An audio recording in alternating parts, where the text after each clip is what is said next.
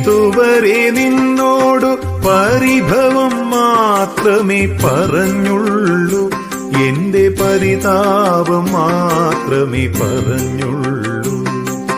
ഗുരുവായൂരപ്പ, ഇതുവരെ നിന്നോടു പരിഭവം മാത്രമേ പറഞ്ഞുള്ളൂ, എന്റെ പരിതാപം മാത്രമേ പറഞ്ഞുള്ളൂ.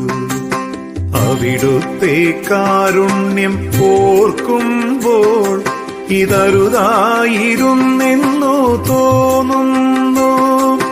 അപരാധം കണ്ണ പൊറുത്താലും എന്റെ അവിവേകം സദയം ക്ഷമിച്ചാലും